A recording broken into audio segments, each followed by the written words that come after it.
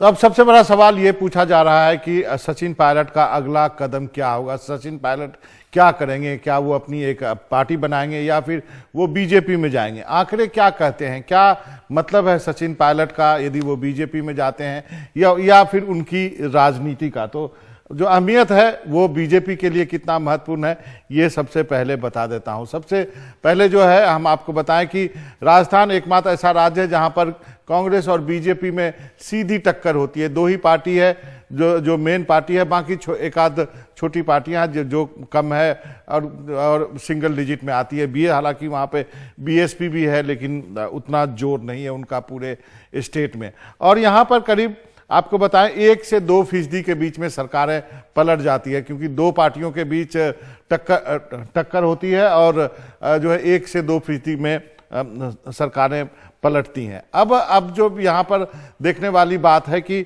सचिन के क्या माने हैं। सचिन जब 2004 में उनको भेजा गया था तो गुर्जर मीना एकता मुहिम की काफी रैलियां उन्होंने की थी।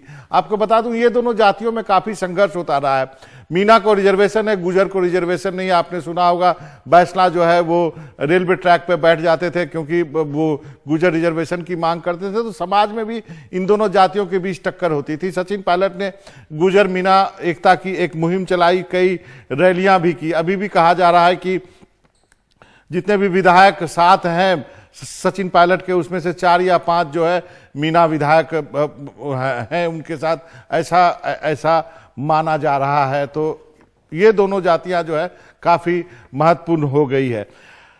49 सीटें ऐसी हैं जहां पे कहा जाता है कि आप इनका दबदबा मान सकते हैं, क्योंकि इनके जो 9% गुर्जर है, 8% मीना रफली जो है, तो करीब 49 सीटों पे इनका दबदबा। और अभी की विधानसभा की बात करें तो 42 सीट जो है, इन 49 सीटों में 42 सीटों पर सीट जो है वो कांग्रेस के पास है। तो आप कह सकते हैं कि ये जो सेगमेंट है वो काफी महत्वपूर्ण है। और ये पूरे आपको बताऊं कि कई जगह में है, दौसा में है, सवाई माधोपुर में है, भरतपुर में है, जयपुर ग्रामीण में है, करौली, ये सारे इलाके हैं जहां पर कि आप इन दोनों जातियों की अहमियत है और इनका वोट जो है एक इकट्ठा यदि जिसको मिलता है उसके लिए एक आसान काम हो जाता है। तो निश्चित रूप से बीजेपी की अब क्या कोशिश होगी कि पायलट को अपने पाले में लिया जाए और ये जो कॉम्बिनेशन है गुर्जर और मीना का या फिर जाट का, उसको एक इकट्ठा करके अपने पाले में किया जाए और एक